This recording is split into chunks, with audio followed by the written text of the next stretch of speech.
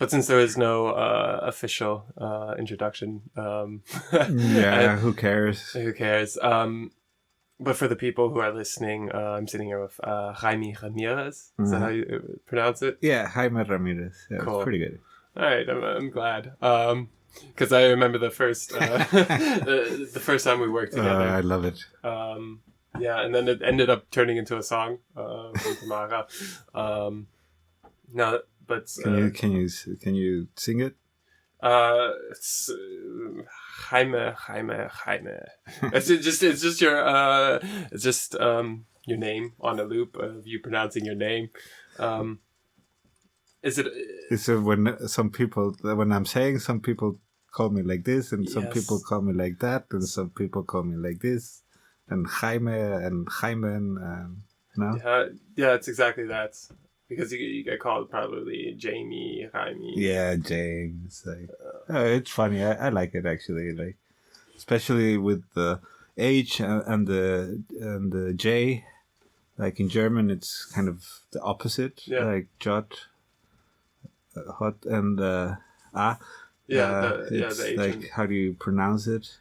The J. Yeah, the Yot. Yeah, I actually don't know. But it's kind of the opposite, like Heimat.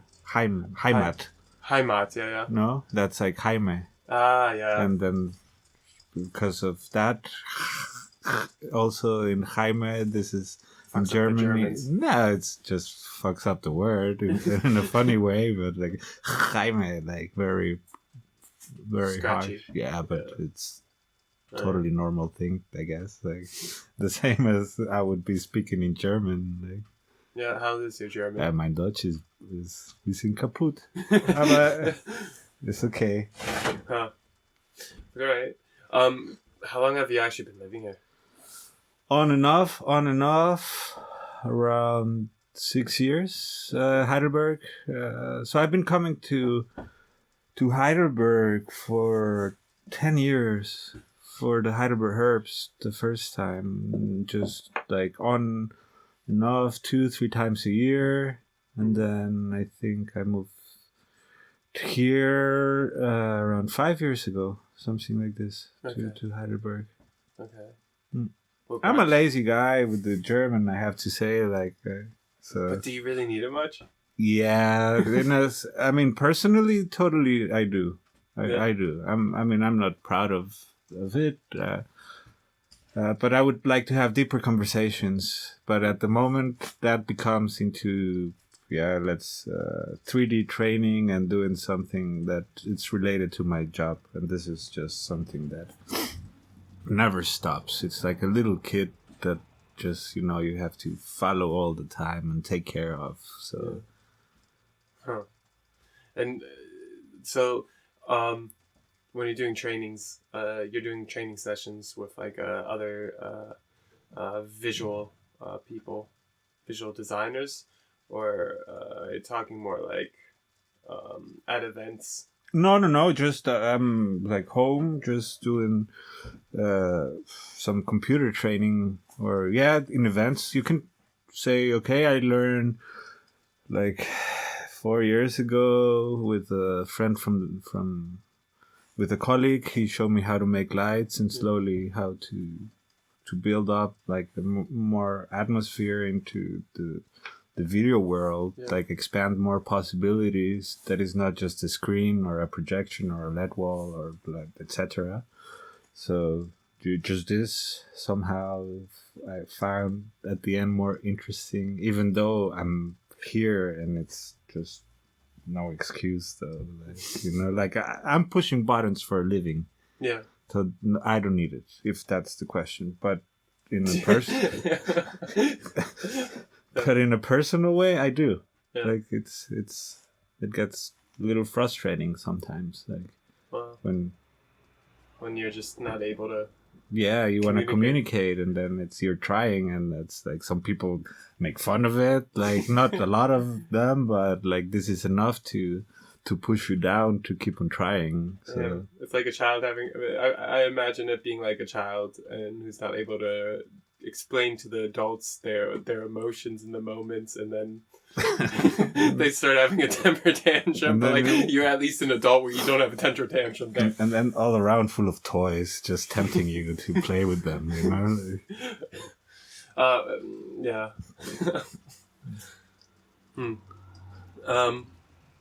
And sort of, I was just thinking, like, your online class, have you thought about doing a master class? I did when I came to Germany, and I started very dedicated, actually. Okay. And then, like, 2 weeks later, like, I had to go, it was sofort, what was the name? So I don't remember the name of the project, but it was a free project from the state or from the city, and I had to go every day for like 4 or 5 hours in the morning, and it was cool. Meet some other people from different places, but then as soon I get my first gig and disappear for 1 week, and I'm a lazy guy and I don't do my homework. So when I come back, like everyone else, it's boom, doing better or worse, and after a while, this dynamic didn't catch up, and I feel bad to do it for free, like, and don't take advantage of it. So 2 months later, halfway done, I just don't keep on doing it. Yeah. But yeah, it's always on the head. Like here, I would like to.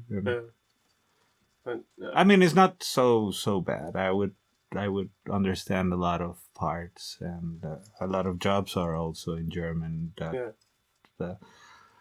I try to at least talk in the conversation and keep it going until I can. And then they are the ones asking maybe in the second, third phone call, oh, you would prefer that we speak in English? Or Yeah, I know that. So then it's, in that level. But yeah, it's not the end of the world.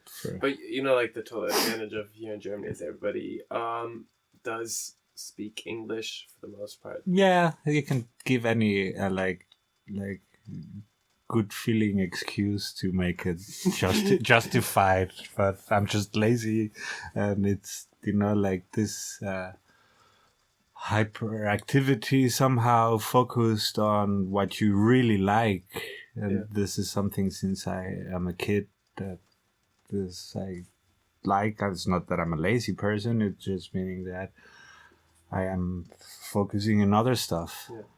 So, like, everything outside of, like, your own interest, you're just like... No, not everything. Okay. Then you have to make some compromises for sure. But at least in this, that doesn't hurt. When it doesn't hurt anyone else, then, Okay. You could put it that way. No, I see that. I think that's actually with a lot of people. And a lot of people are also very harsh on themselves regarding that. Maybe we should sort of become more accepting of people just doubling down on their strengths and not giving a fuck about their weakness or their disinterests.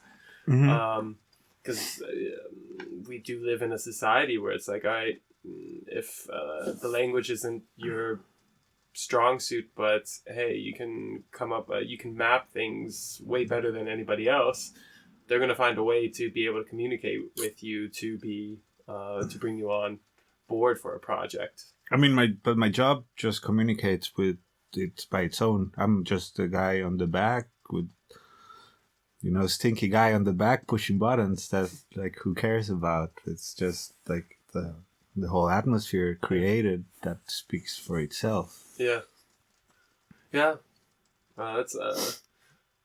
That's very true. I think it's also very what you do as like a VJ. What's also your official term that you guys go by, like VJ? Yeah. That's for the live, at least for the live. It's video jockey. Like it's most similar thing as DJing, like disc jockey, video jockey, and I think you have the video jockey that was the ones like more like MTV in those times. All these presenters were called. I'm not sure about this, but I think they were called video jockeys, or they're called video jockeys. Okay. But yeah, VJs or just like videos a lot of times also, until now with the Corona time that it becomes much more digital, I guess. Yeah. Like now the videos are out. Like now it's on demand, hot. Cool. Yeah. Yeah. Yeah, that was what I was trying to use that as like a segue of trying to say. I think VJs are very, very underrated in the party scene. Or unappreciated for the artistic production that's brought in from a consumer perspective. No,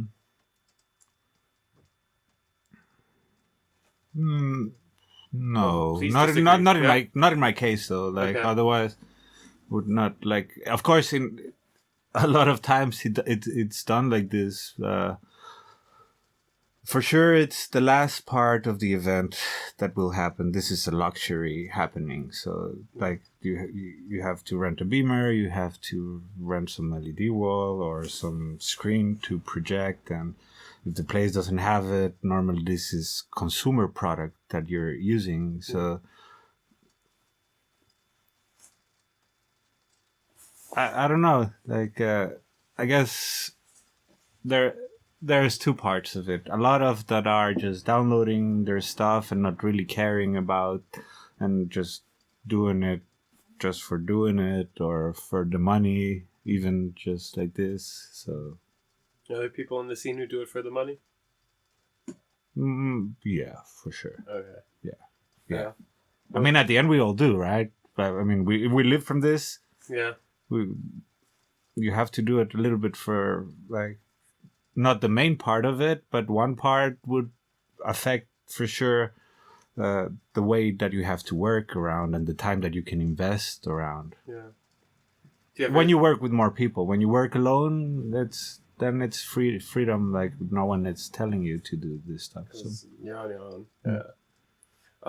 And is there quite often times sort of in the VJ world where you have to sacrifice artistic integrity for something? Yeah, you could say in the commercial jobs, but not like some really like I would say not for sure for IFD. I would never do it. Like never in my life. Like. Okay, like when we're talking about millions, you never know. What if they come to you and they're like, "Hey, 10 million." I think, so that I'm talking bullshit. And I think, I will take it, and then I would have to for sure do something that justifies and be able to support like this way. But I'm not gonna bullshit you. Would you take it? It's 10 mil. Like that's me, my children, and my grandchildren. Yeah, set for so life. That's But in the real world, this I don't think will happen. So. I don't, or like religious stuff, nah. Like commercial even for some stuff, no, not really. Religious stuff, I don't know what they would do. Well, in Guatemala, there is this big church that they have DJs, LED wall. What? I just heard there's a church where there's a DJ visual walls. It's like a huge event. Like it is huge event. It's a church. No fucking way. Yeah, let's still not go with names, but you can maybe do some research around. Definitely cool. And they just have a huge party inside. Like okay, crazy. Are people like doing drugs there, or is it just like getting high off of Jesus' blood? I mean, they're dancing pretty close from what I've seen in some videos, but like, I don't think it's so extreme. Like, it's more like this use of media, like brainwashing, like just big media, big, massive information on your back that it's easy to just flash you by manipulation. And then there's all the subliminal scriptures going on the wall in the background. I'm not sure about it, but it's powerful. Like it's brainwashing stuff. Like sounds dope though. Yeah. Like if I were to go to church, that would be the one. Oh. I would project you just coming down like, hey, I'm here. Oh, with a nice chorus, just like in your DJ set. Oh, dude, that was coming out from the sky. Or from... Would you come from the sky or from below, dude? That's actually a very good question. I think I come from below. Oh, definitely from... when we're speaking of sort of like the religious term or the Christianity, I would probably be coming from below, but more or less as like somebody who comes from above, went below and realized how dope it is below. And was like, hey guys, we gotta check out this whole satanic stuff. It's pretty damn cool. Now,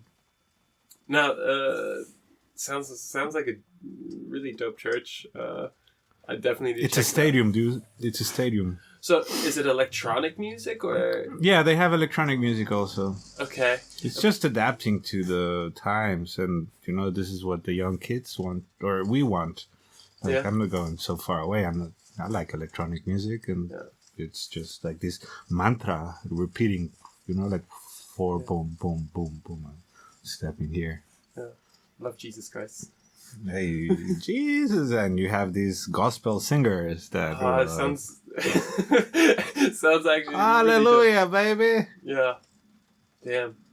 Gotta check that out. It reminds me of sort of like, in America we have these like super big stadiums as well, like these mega churches. And, Same stuff. The priest gets flown in on like a helicopter on the roof and then like walks down. He's private helicopter, probably. Yeah. But the good Lord graced him with it.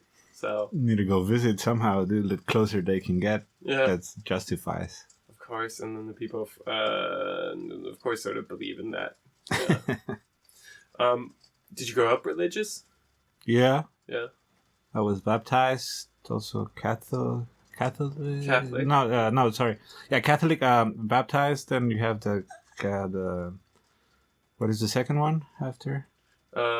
Confirmation? No, communion. Communion. So you can get like the bread and all the snacks. Yeah. And then I didn't do the third one, the confirmation. Yeah, that's when you can choose yourself. But I think my family just did it to try to keep us somehow together. Like, we were not really raised like super religious. Just when we were kids, I remember my mom and dad always coming to bed and praying with me and giving a little like nice thought prayers and give me a little peck on the cheek. Oh. So it's more like this nostalgic way, but not really intense. We didn't go to church like no, just when someone got married or someone died, but that's it. So it's more or less just sort of like the scratching off like the bare minimum, so in case you die and go to heaven, and you're like, oh wow, I wasn't expecting this here. At least I'm baptized and I have communion. I'm 60%. We can negotiate still, right? Yeah. And I feel like that's quite actually a lot. A lot of like Catholics nowadays are become more chill. But please. Yeah, but I mean, go against it. No, but no, it is true. The further it goes, the younger people are, the more open-minded they are, and the more radical becoming, just spitting everything that is wrong in the world. So it is more conscience for sure. With the time, like media globalization at least has this good part that if you're focused on something, then you can absorb the proper information. Complicated with the fake news, huh? Like you heard like the new one that these wasps from the last year, they have, I think, they have a microchip inside, and This is fake news, right? This is my fake news, yeah, of course. Yeah. I really don't pay attention to the news. Absolutely don't, because not anymore, dude. It's not anymore. Absolute bullshit. I also got yelled at recently because I didn't pay attention to the news. Yeah. How come? Well, because yeah, I know, right? I was walking through a grocery store, and this woman comes up and starts yelling at me about my mask and saying why I'm not carrying It's my not mask. the FP2. It wasn't the FP2. Okay, I had no clue. Like, when somebody told me, hey, somebody told me at some meeting I had, was like, hey, we got to be wearing these FP2 masks in the future. I thought it was just a hypothetical, because that's sort of like what everything feels like on the news, where they're making all these proposals. So I didn't really take it serious. And then, like, 2 weeks later, I'm walking through a grocery store. This woman comes, like, stomping towards me, yells at me about my mask, and I'm just looking at her. I'm like, but I'm wearing a mask. And she's like, don't you look around here? And but it was she was working from the supermarket. She was working from the supermarket. Okay. So it was yeah. Yeah, you can finish this. Oh, it was just she was, of course, doing her job, and like they have their like. Yeah, no, but it's actually not her job. It is not her job. Is it my job? No, it is some security or someone else's job, not the person in the. She already has enough trouble or whatever. It's not her job. This is very unfair. Also in the trains, like, why these people have to do extra jobs that are not theirs. Why is it like this? And why on the events you have everyone, not in every event, but in the responsible ones, at least, then you have security, and you don't have one security. You have a lot of securities, even maybe double than you would normally do, just to check this. You have much more.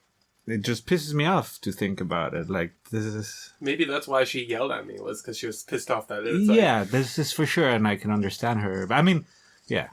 There are ways also to when something is new, you can say it differently, right? But I remember one time not coming inside with a big shopping cart, and then she was, I told you the last time, and like, no, I was just thinking, no, you didn't. But why? Like, okay, sorry. It's because she tells everybody. Yeah, I just don't do it again. Like, I understand it now, so it's totally cool. Sorry about it, but yeah, and they try to let us know with little signs. In front of the store. But it's not their job. Yeah, it is not their job. But this is an uncomfortable thing to do. Actually, you just need the right idiot to start in front of you, like, or one of these QAnon. Yeah, QAnon. Yeah, let's not even start with that, because it just pisses me off. I have no clue about QAnon. I know they're just COVIDiots, and they're stupid people. Like, okay. This is how I put it. Are they people who like believe that's it was all fabricated? I don't know. It's just about solidarity, dude. You can believe whatever you want, but once you just not be solidary with the rest of, we're all trying to, being restricted. We're all not trying. We're all restricted by certain rules. Yeah. And if we are gonna be compromised because of your stupid behavior, then you're not being solidary. Then your beliefs I cannot respect that. Yeah. It's simple. It's very simple. It's not that you believe differently, that the chupacabras is here and they're just, So it's just very simple fucking solidarity. Yeah. That's it. Do you believe in this, the solidarity that's going on, and sort of everybody trying to follow the rules? No, it's impossible. We cannot follow the rules. None of us. Even though, like, it's more... You try to do it the best possible. Yeah. It's not possible. Like, you're taking risks every time. Like, even though that you're trying to do the best possible. Yeah. Solidarity, yeah. There is actually Heidelberg. I got or around this scene at the moment. For me, showed a lot of solidarity. Like the general scene, at least the scene I'm with at the moment, showed a lot of support to me, and yeah, I'm pretty surprised that way, actually. Not like I was in the beginning, just like impatient and shitting on everything and confused. But yeah. Were you mad with the whole COVID at the beginning? Yeah, I was just freaking out, like not able to cope it, actually. Just like family in the other side of the continent. I'm here, like all my year was planned, kind of. Yeah. Like bookings were just like really awesome, and then one, and then the next email, the next one. So yeah, of course, like extensive and family wise, and you're just like, hey, what the fuck? Yeah. Must have been hard because I remember when we first got to know each other at Metropolilink. You were that was fun. Oh, it's definitely fun. It was like the only thing I lived here and experienced here in Heidelberg that was sort of like felt a little bit more normal in the party direction. And you were telling me about how it was sort of like a big breakout year for you planned. Yeah, hey, dude, it was fucking awesome. Like, start to come already with some hacker convention, then the time warp. They just go like just little major events, not through everything. Yeah. Fusion also, then all the little local Heidelberg events, the tour with Boris Brescia. Yeah. So all of this already, it's enough to fill up a lot of time and just nothing. I think with Boris, I had 4 gigs in total in the year. So damn rough. Really missing it, but yeah, I will be back with power. When do you think we'll be back? I have no fucking clue. I don't care. I'm just at the moment trying to be creative and going around and trying to stay away from the news and don't have expectations because they will fall otherwise. Yeah. Did you learn from the past experience of Corona? Because now we're like, essentially this time right now is like 1 year since it's been going on. I think didn't really learn. Like, it's not like what I really have to start doing is making contracts. Yeah. For example, because this is getting really like the money from clients sometimes ends up and the project is running, and then I mean it is understandable that it's not affordable anymore and has to be stopped or something, and this is affecting actually, or that the second lockdown also affected me a lot actually, like this event that I could already start to put on top, but boom, gone, and without the contracts they're just totally gone. I mean, it's in a goodwill normally the relationship I have with the clients are in a goodwill, don't really need these contracts. But that's how tough, because like especially if you there's actually a lot of people where like in my freelancing I don't have contracts with them. It's just sort of like I can send them Rechnung and just sort of expect that it's just going to keep working. But if something gets in between, like you're running a business, then you cannot run this business anymore, and maybe you have this second business that it's related to art, and then there is where this first one affects the second one, and I don't know, like it's getting tough. Yeah. But I'm also pretty hopeful about this summer. I think at least like the later half of the summer.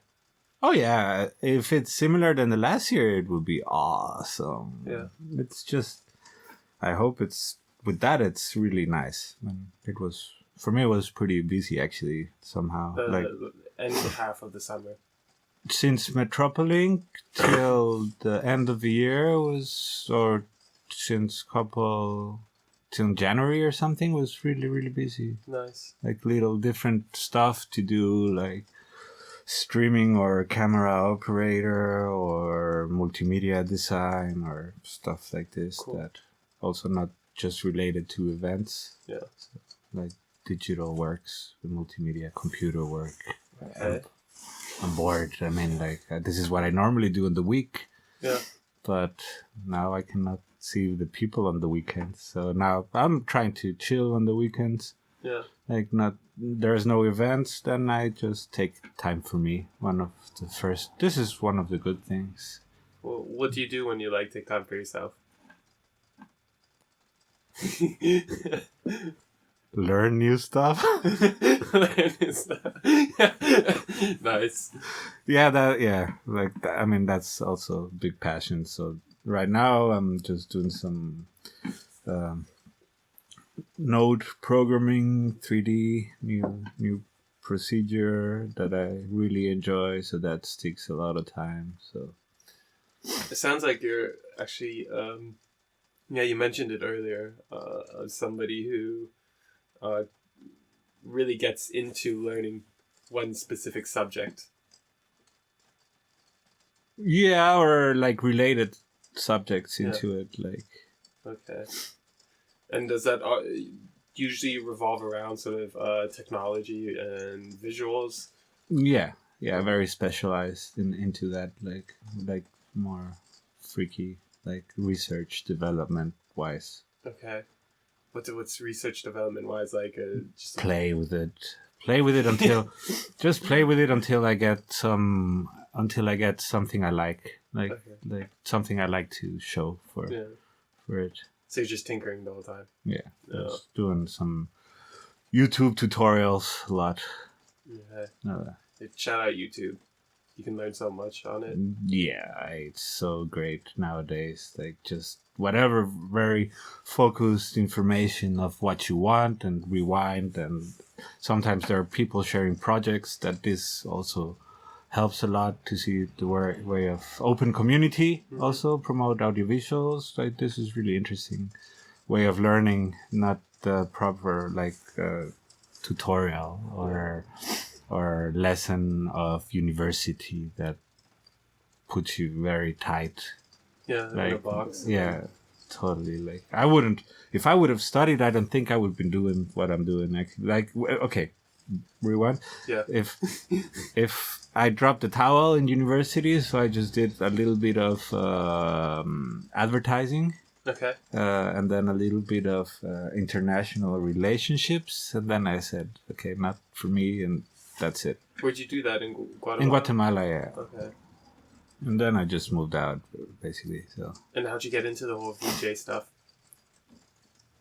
In California, when I lived there, there's a guy like guru, you could say, and then I met this guy through family, and his friend was working for this other guy, and from El Salvador, and then we just started to hang out, and we went to a big festival where there was Coolio, Naughty by Nature, and Onyx. It was organized by MTV, and then he said, hey, if you want a ticket, just help me to take the boxes, like full, like the flight cases around, and I can just hang around. And immediately I just said, hey, this is cool stuff to do. Like this, he just had two mixers, the one mixer, video mixer, like really old, and two handy cams. Okay. And he was mixing with the two handy cams and like two pre-recorded stuff. Yeah. On those. Like 20 years ago, something like this. Okay, and the handycams, were those like the joystick? No, it was just players. Okay. They would just work like players and then mix them. Okay. Like old school way. Like it sounds like almost like what DJing is now. Hey, I remember when I was a kid, I could with the cassette player. No, the CD player, portable CD player, Discman, the Discman, and a VHS just connected, and some camera. We make some recordings with the music on top of the videos, like this pause and record and take it out, like just transfer the video and the audio with the record button of the VHS. Nice. Yeah, my mom hated me though because all the tapes from family were. Just like overwritten? Yeah, it's but a lot of memories, like crazy, like a lot of How videos. old were you? I forged my career like that, you could say. Like, yeah, no. 14 maybe. Okay. 14, that's an okay mistake for a 14-year-old. Yeah, I did it, but I didn't erase the Star Wars videos though. Yeah, priorities.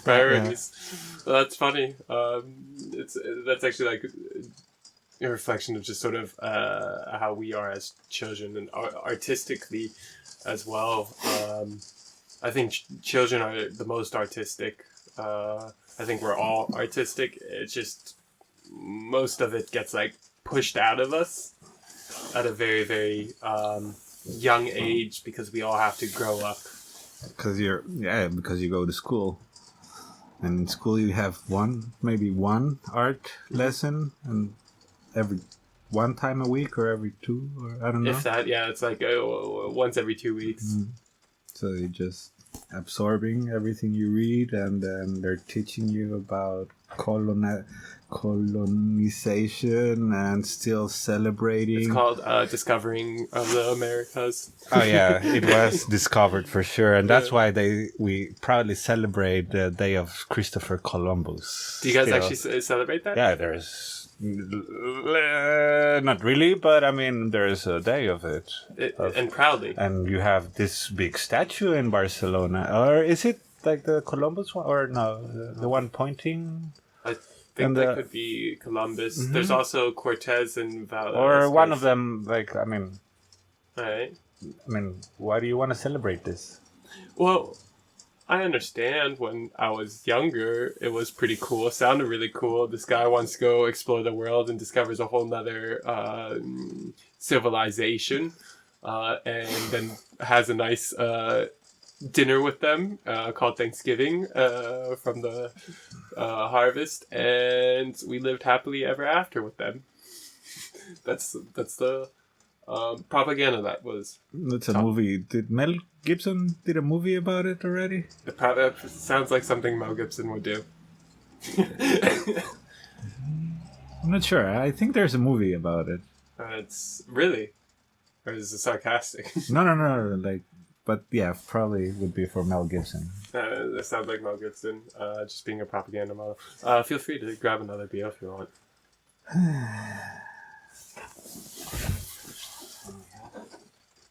We got 147. You gotta get going at 5, right? I should be around 5 there, so yeah, 4:30 or something. I can give you a ride as well if you need it. That was you. What up? All right. Oh, yeah, I forgot. But it was celebrating in Guatemala. Is there fest, or is it just more or less like just a day off of school and everything? For Columbus Day. Oh no! It's just one of like Day of the Pencil. Not really. I'm not sure actually. Like I've been 20 years outside. Okay. Guatemala. So I was living in California, then Berlin. No, then Barcelona, Berlin, Heidelberg. So yeah, even some Spanish, even my accent, I guess it's broken for a long time. I lived 10 years in Spain, so. Oh. So I mean, I go every year back for a while, but everyone happens this, I guess. I have a lot of friends living in Spain that they're just like talking like Spanish. Like, is it different? Yeah, like very different. Yeah, every country it's like English, I would say. No, like it's not too many like the accents at least. The accents and the words and the slang that you use are different for sure. Really? Between just Mexico or Guatemala, you could have an opposite meaning. Or in Spain, or what the lime is in one country is a lemon in the next one. Really? Oh. Or what a pig is a car in the next one. No shit. Yeah. I don't feel that way with English really. Like you have the UK's English. And then you have Australian English, and then you have USA, Canada English. Okay, it's just more difficult to understand maybe some of it. Yeah, but it's also Spanish. Isn't it like one of the most spoken languages in the world? Mm-hmm. Yeah, so you got essentially. Yeah, but in different countries. Yeah, that's very true. You essentially have all of South America, Central America, and then. Spain. It's all speaking it. Mm-hmm. Without colonization, we wouldn't have this. I wouldn't be born. Do you know your actual heritage? Yeah, but not far away. But it's Danish, Spanish. How'd you get Danish? Grand from my grandpa, from my dad. Okay. Holy shit! All right. Yeah, that's why I have a Spanish passport because of my grandpa. Okay. So that's like. Is that and why you're able to just sort of chill here in Europe? Yeah, I got Guatemala and that useless piece of paper that only serves to go in Middle America easily, and even you can use your ID card to go through. So I don't use it too much. Okay. I don't know how it should be done. Actually, I think I just go with the Spanish one back and forward, and I'm not sure if I have to give both, but who cares? Yeah. So far, it's much easier. Everything is so much easier. If you have a Spanish one. Oh yeah. I can imagine.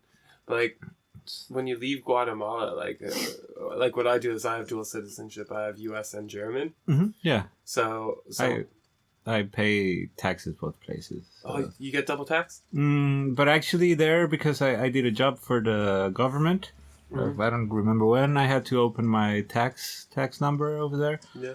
But it's zero every it's monthly declared or something, and I don't earn anything when I don't. So yeah. So it's just very easy to do. Okay. Pretty chill. Yeah. Yeah. But what I was thinking is sort of like when I travel abroad, I always am like flipping different passports in hope that like I'm confusing governments where I'm at. Oh, I don't care. I mean, they already track me with my phone, so... That's true, like, true. Who cares? Put me the chip inside. I'm gonna have my phone anyway on me, so you can... like, still gonna track me. Would you let yourself be microchipped? I don't really care. Okay. Nah, it's freaky thought, actually. Because I once was at a very grungy techno party in Frankfurt, and this one dude was like totally high on pills and just was talking bullshit, and like somehow was like talking about his job in finance, and then he started talking about his digital wallet that he has in his hands, and then all of a sudden that's when I like click into the conversation. I'm like, wait, what do you have? Because like I was just spacing out, and I just hear like digital wallet in his hand. I'm like, what do you have? He's like, yeah, check it out. And he like shows me on his skin, and there's like a little chip implanted under his skin, and that's like he could like pay with it. He could open the doors at his job with it. I don't think. He was pretty proud of it, but yeah, it seemed pretty I mean, if you do it yourself or somehow, no, like. Dude, I would do it for myself so I can like walk through my house, turn on lights and everything. Yeah, but when you have this control, then it's totally put it to your girlfriend, for example, like. Hey, honey, like, look, pinch her, like. See what happened. Yeah. Yeah. like not let her know, like I'm accidentally stab her with a fork. Oops, sorry. I slipped cutting my steak. Stab them, and then all of a sudden they have this RFID chip. How would you do it? How would if you have to do it? If I had to do it, I would pretend I'm giving a neck massage. I think that's neck massage. Yeah, just go there and just like. I'll read up a little bit on like what nerves. With a broken nail. Yeah, I gotta stick it in. I'm sorry. Like... Well, I don't know. Like what I would maybe do is like have like a syringe. Depends on how you have to implant it. But I would just do something there. Like probably get somebody relaxed for like 15, 20 minutes and acupuncture. Yeah, but also, I don't think anybody would ever let me do acupuncture on them. You can outsource, dude. Like... Outsource, true. Hey, I got you this acupuncture session, and then, like, throw €100 at the acupuncturist. Cool. Yeah, that's a way. Or what you do is you create a virus and get the whole world really, really scared and convince them that they need a vaccine, and boom, all of a sudden you just microchipped 20% of the population. Bill Gates conspiracies. Yeah. Dude, he took such a blow. Like, his entire status, like, really got damaged by Corona. Oh my god, leave the guy alone. I mean, I have no clue. Like, if he's just spending a goodwill money or he just, like, I just don't care. I mean, how many vaccines have you gotten, or how many countries have you really have to get the vaccine to go inside through? Like, what you mean with Corona or just general In vaccine? general. I needed a few vaccines, as long as I'm not going to, like I know in Africa you need to get some vaccines to go through Africa. I've never been. But I just got all those vaccines when I was just a child. Yeah, me too. And then it's over. Yeah. But what about all this meth cooking and all this? People worried about the vaccine cooking their own speed. Wait, what? Dude, like, come on, like, see what you're putting in your body daily, in a daily or weekend based, and you're seriously worried about this shit. Oh yeah. Well, it's like, yeah, there are people who are out there like snorting speed and don't want to take the vaccine. It's you don't test normally the drugs that you're buying from, like. An Instagram page. Come on, people! Like seriously, like I'm just having these conversations with people I know. They are addicts. Yeah. And then they are just really, really, really worried about this stuff, and with a lot of information that I have no clue. Like, they're really specific, and a lot of like, hey, this Robert, blah blah blah, and like, who the fuck is this guy? Like, really? Yeah, like, it's too intimidating conversations, like too much information that it's like, dude, this reptilian eating kid blood or whatever. Oh, like, are you familiar with the reptilians? Yeah, not too much, but... Oh, okay. I don't know how they could be tied into the corona vaccine, but I can imagine you can tie them in. It's like a Super Mario movie. Okay. You know this? Super Mario Brothers? Yeah. The movie with the... They made a movie? They made a movie. Oh, dude, I'm totally out of the loop. What? Yeah, it's okay. I can imagine it was like a very C-list film. Very futuristic, like. Okay. Yeah. Like, And type of dystopian stuff, like with the lizards, just like realistic. What? There's lizard people? Yeah. Maybe it's some good lizard aliens out there trying to communicate to us through this film and warn us. I got to check out the film now. You know, there's like 64 different alien species out there, supposedly. 64. Yeah, documented that we know of. Okay. Yeah. I'm a little bit of a fan of the whole conspiracy world, aliens. I like it also. Because it's really cool. I like that. I sort of like romanticizing the idea that there's like lizard species that are trying to kill the human race, and they try to become politicians because then all of a sudden we can scapegoat all our problems onto the lizard people. They're not already the ones feel like politicians. Yeah, they're a little they're more chameleons. Politicians are more like chameleons. Okay. They change. Easily. Yeah. Very easily. Oh, dude, it's crazy to see this politics and the constant sway that goes on, at least like in American politics, but the whole system's fucked up. What's it actually like in Guatemala? Wow.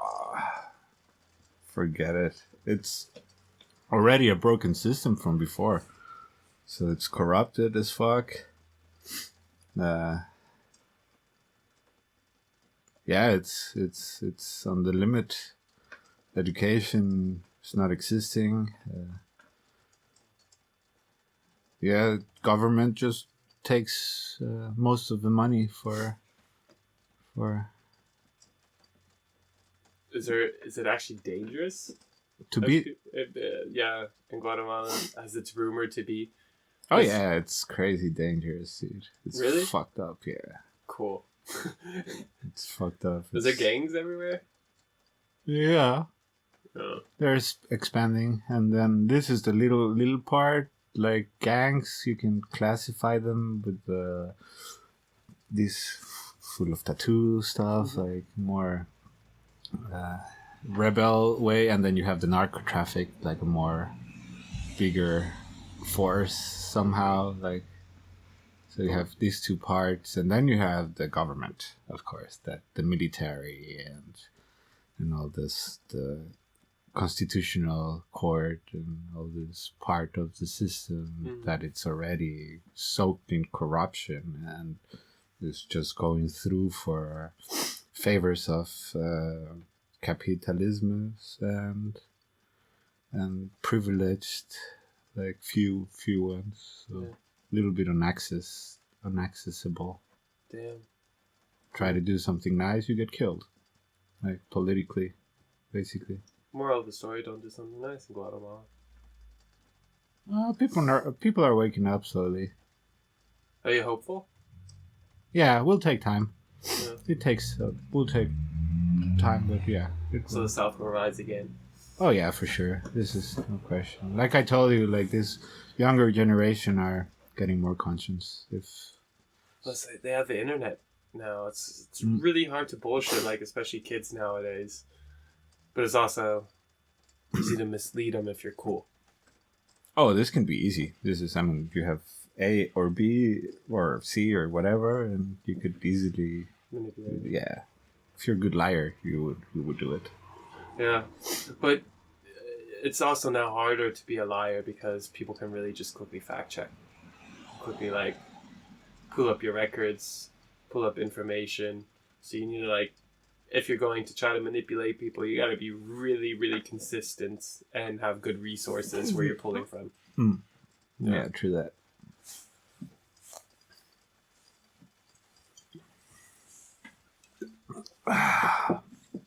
And what are the drug prices like in Guatemala, if I may ask?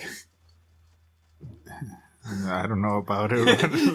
What are you talking about? I can talk about weed because I'm a big stoner, for example. Okay. And weed?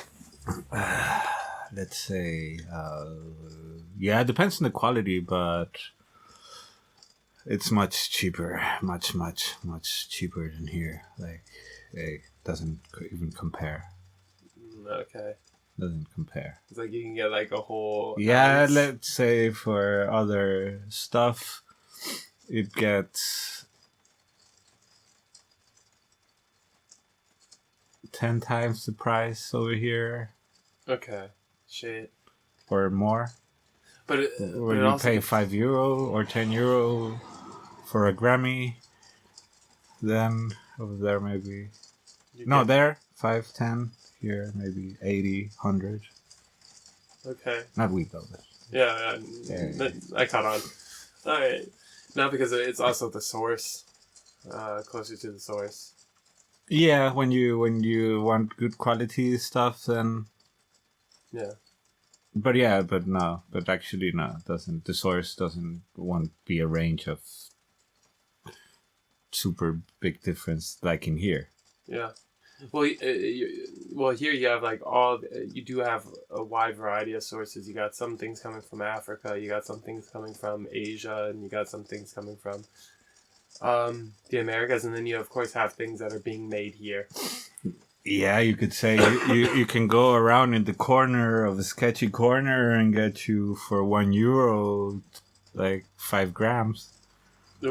In Guatemala. Yeah, full of stamps and seeds, and it's something. Some classic mids. Yeah, this is horrible shit. Like, just fucks up your throat. Oh, and gives you like a very mild high. Yeah, for the first time, and then it's useless. That's not what we want. Like, the high grade, like. Very true. Like not the super high, because otherwise I'm getting too much, even more lost than than normal. So like the real potent stuff when you get like something from like top shelf like the Netherlands. nah, not that. Like in the middle shelves, it's like Reasonable price, reasonable high. that's it. Yeah.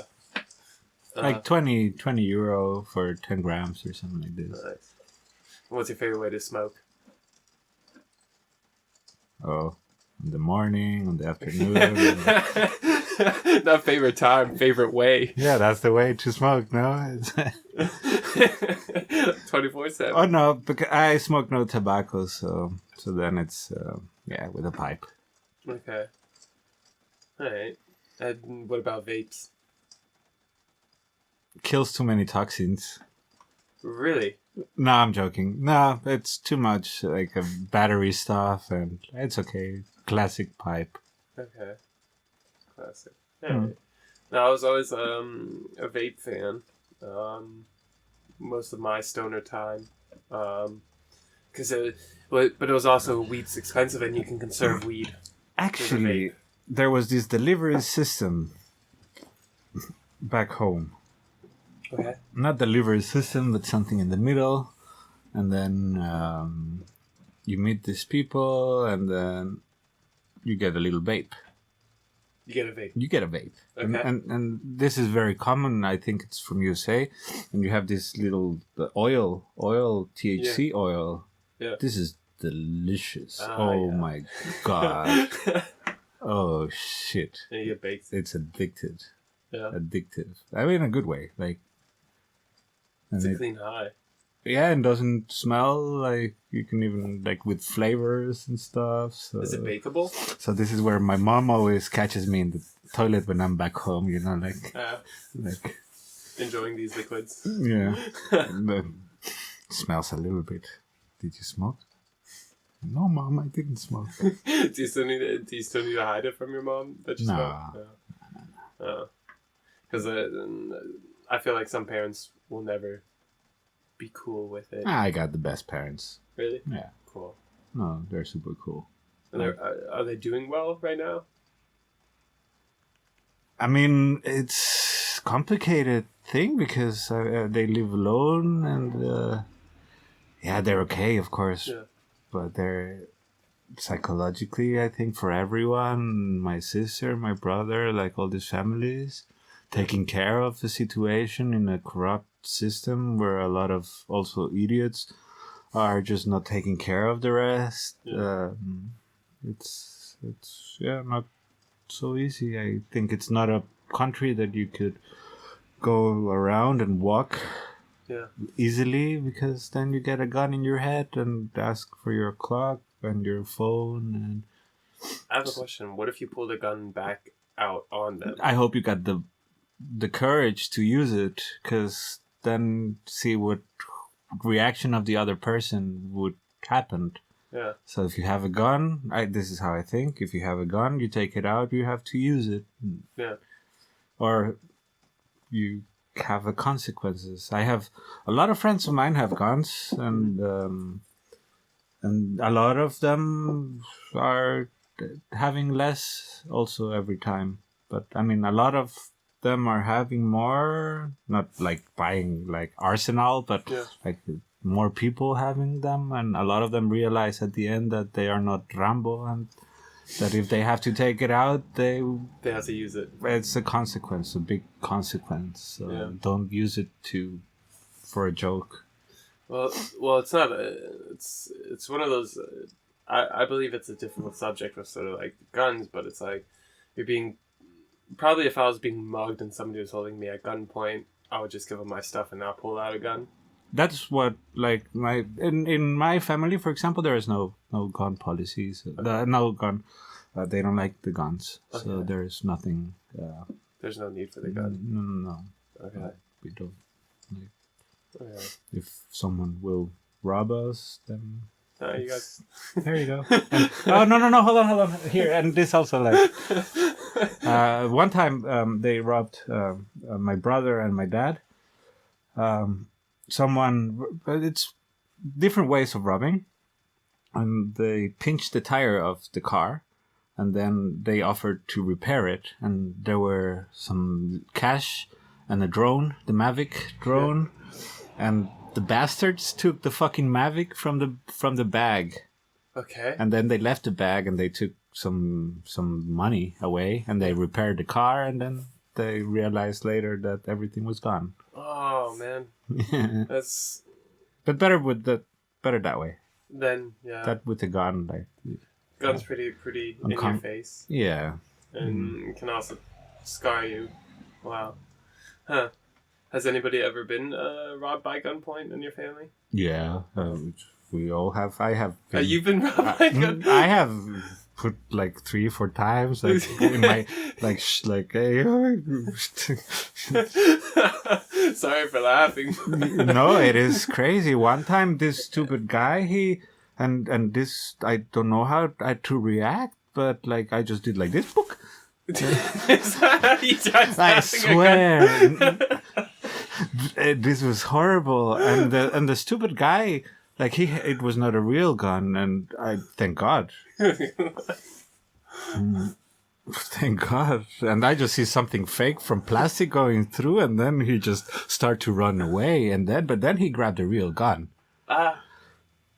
Yeah, and then he drive by, shoot, then one colleague of mine grab a shotgun, start to following him, call the police.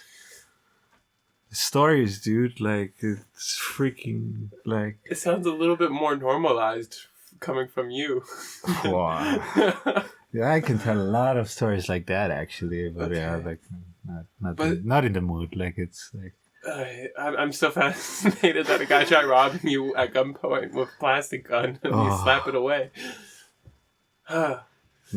You know, I watch sometimes very often these Krav Maga videos from Israel. I totally probably butchered the pronunciation, but the hand combating videos.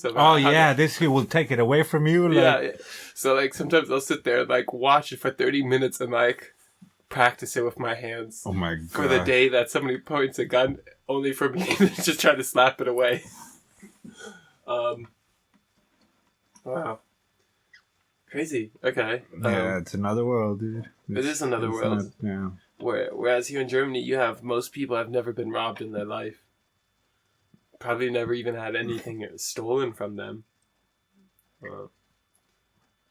They just stole our dreams of dancing. Yeah.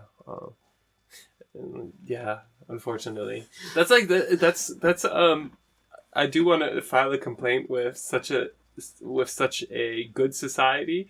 I'll say Germany and Europe generally, but like Germany is a very good and comfortable society, very safe.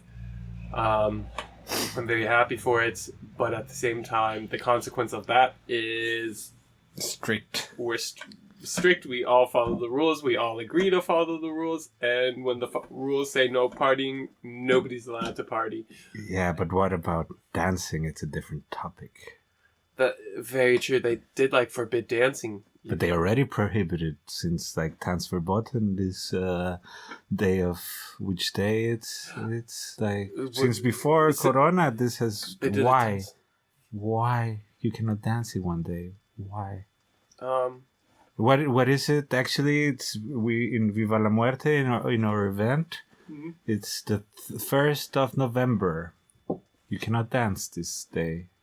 On the 1st of November. 31st of October or 1st of November. You have there's an actual day? Yeah. I know this because we make this event in these dates and normally... Yeah. Okay. Is it because isn't there like a date? I think it's a religious thing. Yeah, there's like a religious day where you can't have any parties or I guess dancing. Unaware. But it's dancing. You can be sitting down listening to the concert. Really? And I think it's okay, but you cannot dance. Damn. We gotta figure that out. It's crazy. Yeah, so that's the problem with having such a obedient society with good rules. Yeah, I mean, yin yang. Yeah. I don't know. I'm just sort of thinking of like my home state of Florida, where the world is completely normal. outside of the virus. They had the Super Bowl in Florida, and it was a packed stadium. Wasn't it Biden going to it? Or this is also fake news? I don't know. I don't follow any of the politics. Okay. Did Biden have a plan for anything? I heard he went on a weekend to see it after saying some restrictions, something like. That sounds like a very politician thing to do. Yeah, I mean, why not? You can go You're a politician. You're not. Jet plane. It's all good. Don't risk anyone else. We can do it because they can. Because they're free yeah. to do it because they're overpowerful. Yeah, I mean, you have a private jet plane, totally Air Force One on top if it's like you want to go with your whole family. So get all Boeing together. Yeah, why not? Only... And then on top, like, hey, what the fuck? Like, you get subvention for. I just heard about this that you get the subvention for after being the president. Really? Mm-hmm. Okay. Wow. It probably makes sense that you get a pension. I know the president doesn't get paid that well. I think it's like only $200,000. I got no clue, man. Yeah, I think it's like only $200,000, and probably you get a solid pension afterwards. Yeah, and then all you got to do is you got to just write a book, get speeches, do speeches for $50K here and there, and that's all you got to do for the rest of your life. Make T-shirts, copyright it. Yeah, it's, president bring some money in. Yeah. All the all the merchandise, dude. Yeah. You all know this little doll from the Queen, right? Like the handshake wave. Yeah. Wow. Is it from the doll, the wave, or is the wave actually like... I think it's real. Okay. I don't know. I remember watching Princess Diaries when I was like 12, not 12. This is a nice gesture. This is how you wave. Yeah. Imagine people actually started waving like that. Why not? You know what? I'm gonna bring it back. Start waving. It's like, isn't it like, how are you? Corona wave. Yeah.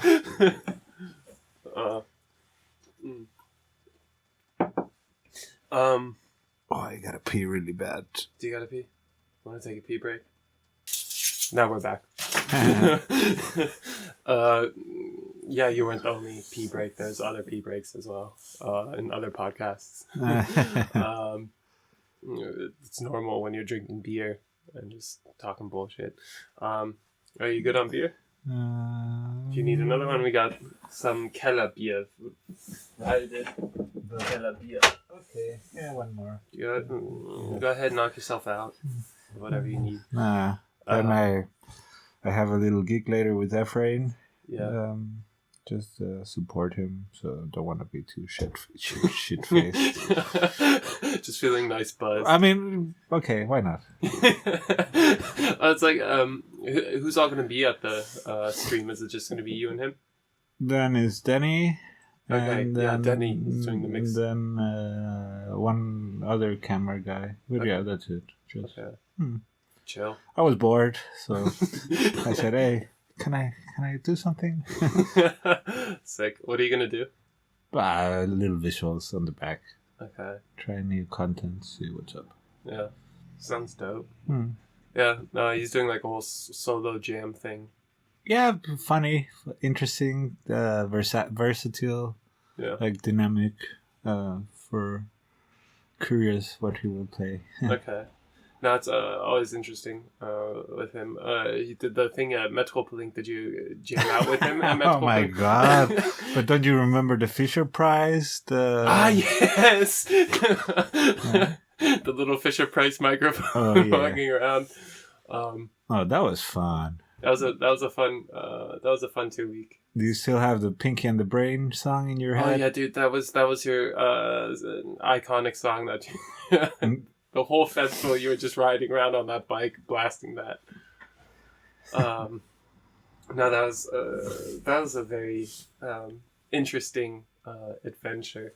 It's also a very interesting compound because you're really there with all the workers and the artists. Okay, but I thought compound you meant as what it represents actually, and this is very weird dimension, I have to say. As soon as you come in, Yeah. the restrictions and like this rainbow next to a gray zone, well, you have this refugee welcome refugees. part Yeah. and what is being done, and now the vaccine center. Yeah. So what it's being done with empty fucking spaces is not enough. Yeah.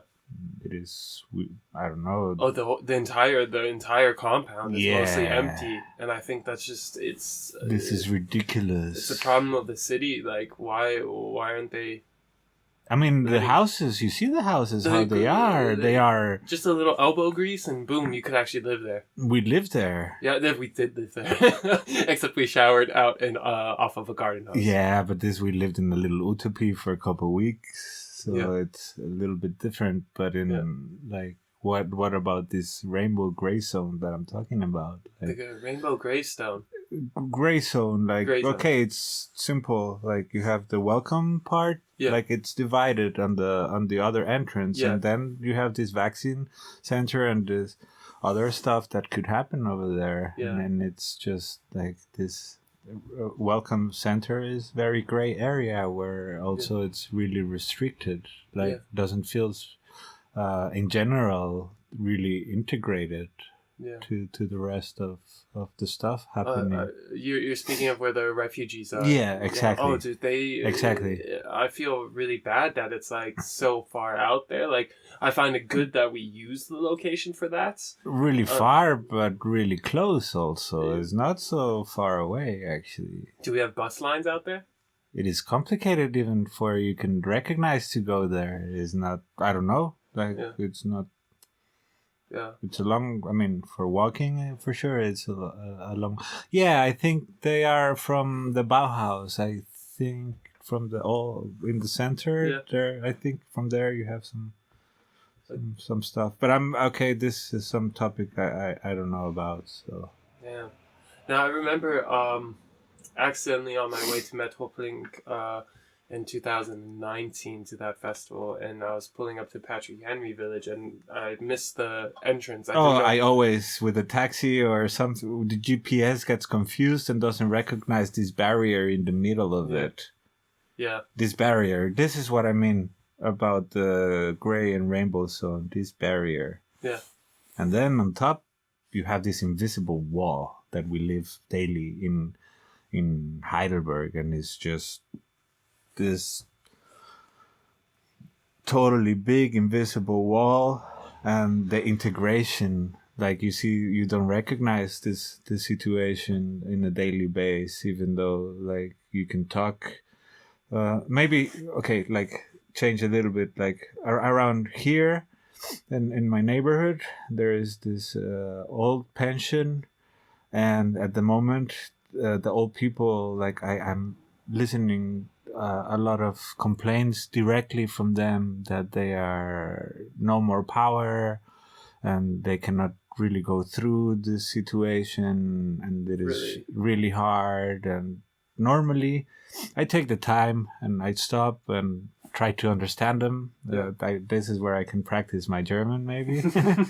but a lot of times you just go through and just don't recognize the situation, and maybe some of these people just want to have a simple conversation or share a coffee with you one day. Yeah. And this is the big invisible wall that I'm talking about. Within the society itself here. Yeah. Yeah. How would you go about breaking down it?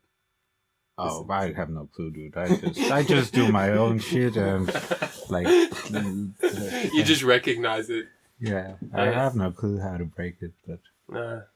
No, we may not also be the best people. That's why we have politicians. That why we vote them in. Yeah. Supposedly. Chameleons again. Yeah. Like, not the ones that are going to save us for sure. See, no, the only people who can really save us is ourselves.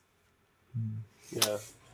It's a little bit of a difficult situation. I do feel though, the Patrick Henry Village, that's it's very underused. This in a lot of places. Yeah. In general.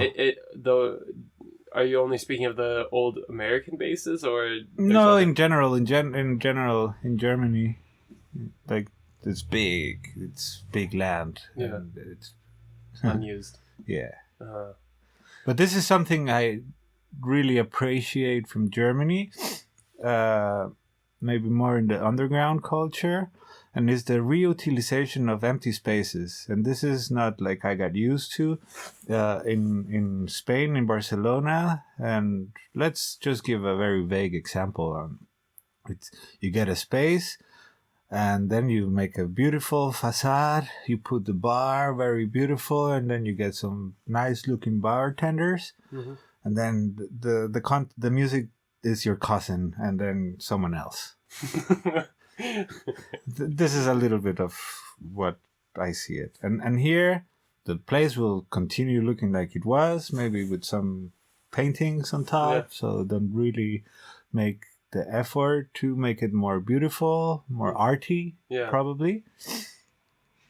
But the contents in general are much more different than in the other place because of the situation. So it's just like investing the same amount of money, you could see it this way, in a different value. Yeah. And you're finding that... I love it. To be here in Germany. Yeah. For what it's necessary to do it. But at the same time, I hear quite often sort of like here in Germany that we're not doing enough. Yeah, I'm not saying in general. I'm just saying an example and a big difference that I notice. Yeah. And this is not everyone doing it, of course, but it's noticeable at least. That's very true. And that's well, like the reason why I bring critique to it, I bring a little bit critique in the sense of like in Germany, a lot of people want more alternative scenes and want these unoccupied buildings in sort of like the cultural sector. But I'm coming from a place in America where it's like that does not exist for the most part outside of like big cities of like New York, LA. Detroit, like... That's where it started, kind of. Yeah, exactly. And then this is about it. Yeah. Ironically, it starts like in a place like Detroit and then sort of goes global and... Berlin, Detroit... Yeah. I'm not an expert on the topic, so I don't want to bullshit too much. But this I'm sure, like Berlin, Detroit, New York, maybe. It was like essentially like New York, Detroit, Chicago, like cities that had a lot of industry and businesses, and when there's sort of like a drawback in population, a lot of places went empty, and then sort of that's when like the underground sort of moved in, and. You also, and I think the reason why Berlin really is popped off is because of the fall of the Berlin Wall. Oh yeah. Then all of a sudden you're having like you're having like two different cultures of Berlin all of a sudden like blending together with a bunch of empty buildings or buildings that were occupied by certain governments or certain businesses that now have it's like it's gonna be over, we don't care, and we make a party anyway. Yeah, in the beginning.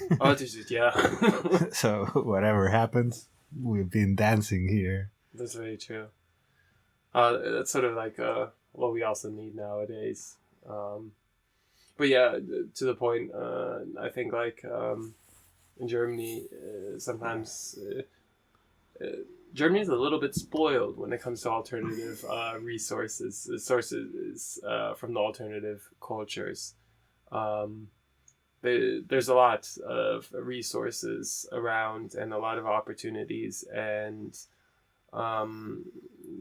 coming from a background, I don't know what it's like in Guatemala, but then there's a huge problem. Like, is there? Yeah, not like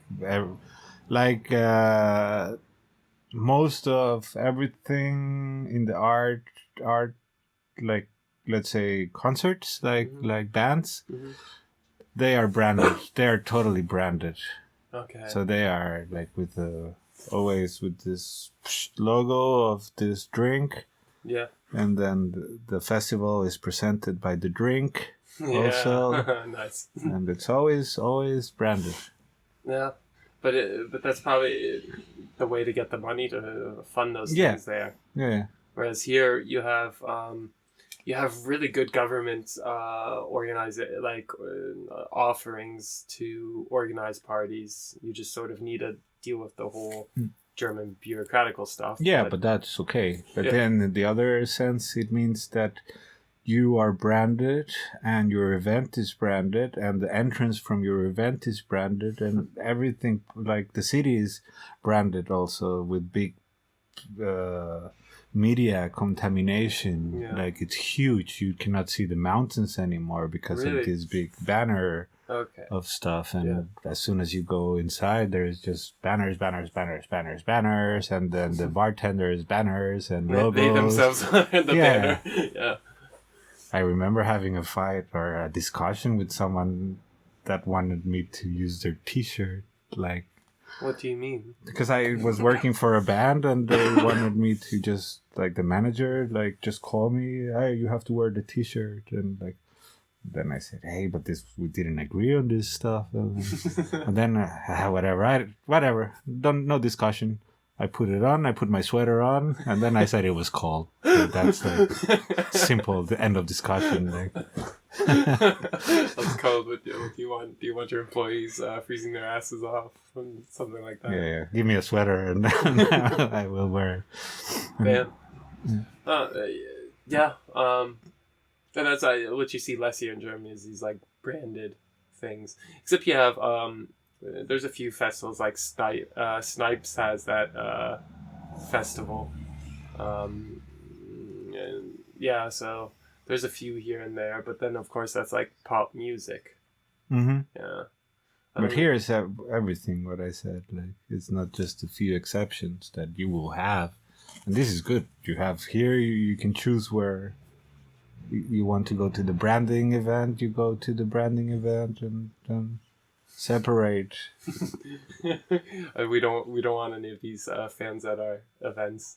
No. No. I've been to a few of those parties where it's like very branded and the music is trash and I think there was like undercover cops too, looking for drugs. But this everywhere. Is this everywhere? Oh, in Guatemala, you don't have undercover. You have them with the shotgun walking through, like looking around, like with 6 of them, just like walking, like probably looking at the girls, and like.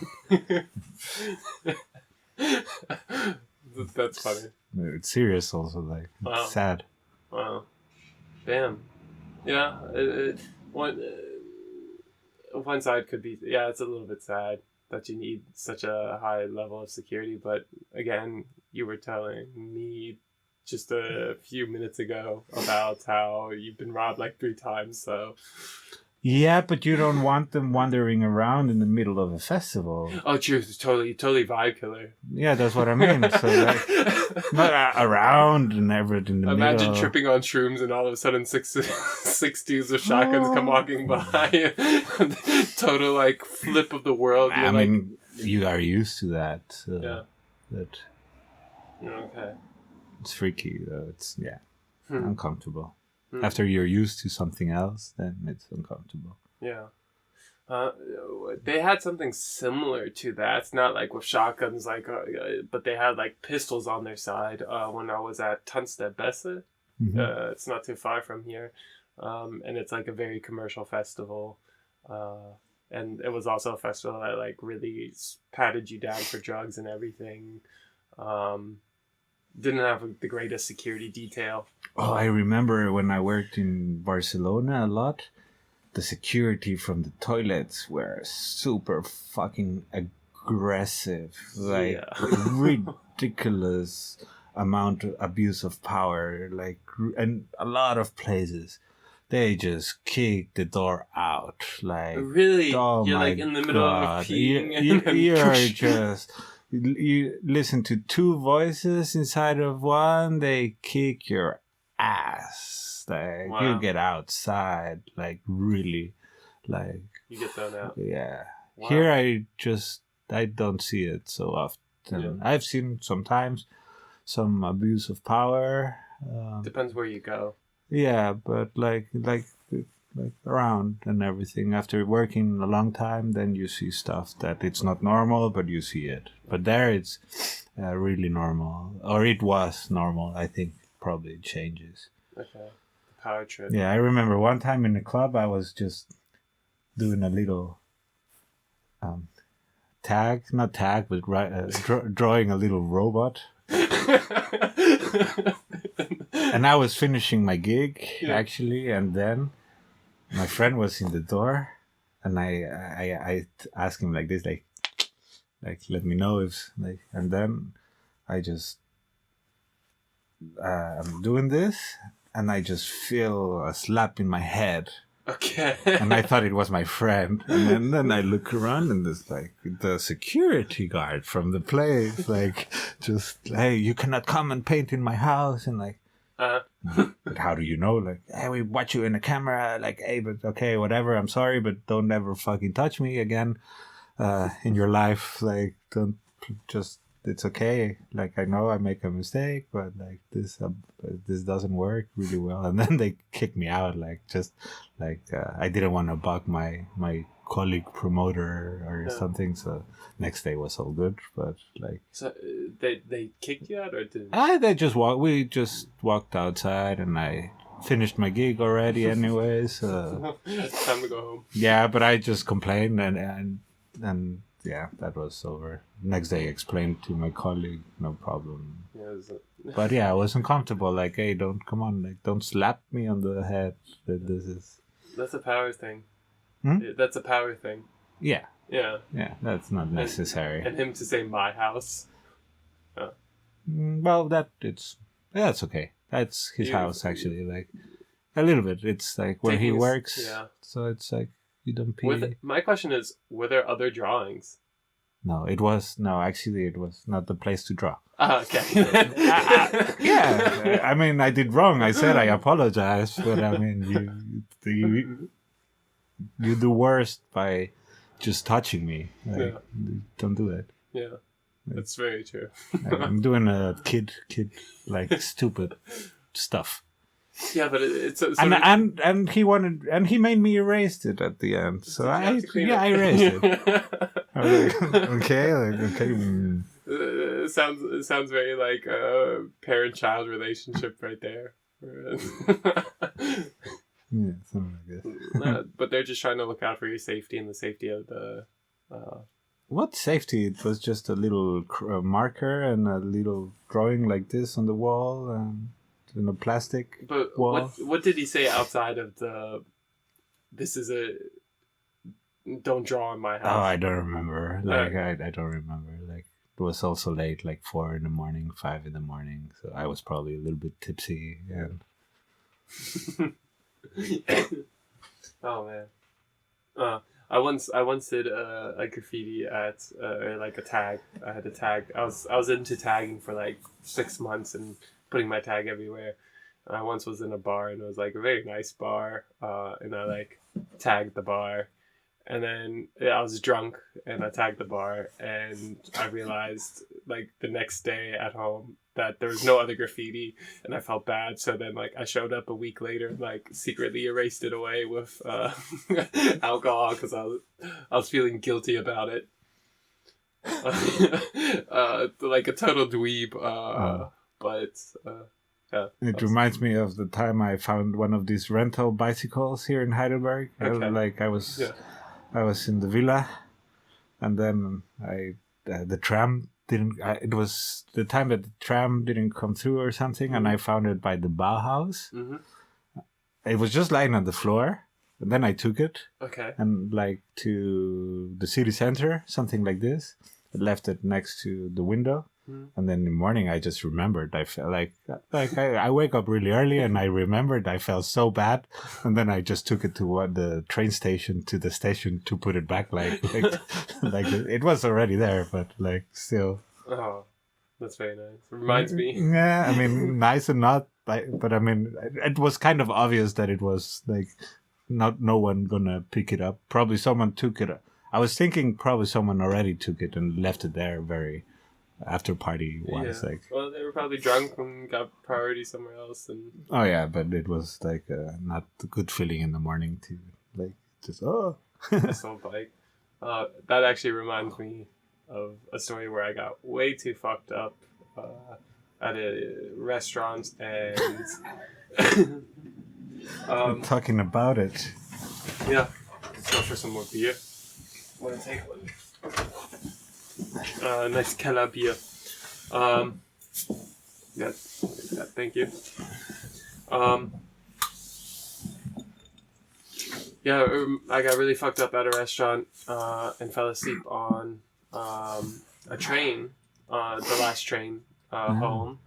And the stranger wakes me up and tells me, hey, we're at the last stop. And I get off the train and I'm there in the middle of nowhere because it's one of those S-Bahns. And I'm like in the middle of nowhere and don't know what to do. Try finding a taxi driver. My phone was dead, so had no shot of calling a taxi. Then I see a bunch of bikes just like all locked up and everything. And I go to like this very, very flimsy bike lock and I'm like, I bet you I can break this. This isn't hard. And I try to break it and like, shit, this isn't working. And then I see another bike and somehow when I looked at that bike, I'm like, this is probably a stupid person's bike. That was what was going through my head. Go to the bike and I'm like, I bet you his password is 1234. And I'm like, 1234, try it. No, it didn't work. I'm like, wait, 0000. That's the standard that comes with every bike lock. Before you can like set in your own code. Put 000 in and it worked.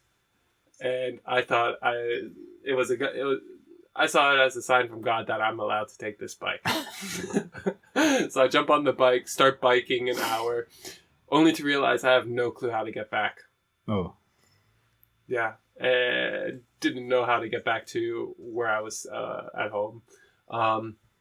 Then I just give up and go back to the S-Bahn station and sleep there in front of the station with the bike. And then wake up drunk at 7 a.m. Probably missed a few trains already, but like woke up from like people walking past me. Take the bike on the train. Go back to my apartment. Go sleep for another 3-4 hours. I had to work at 12. Wake up at like 11:55.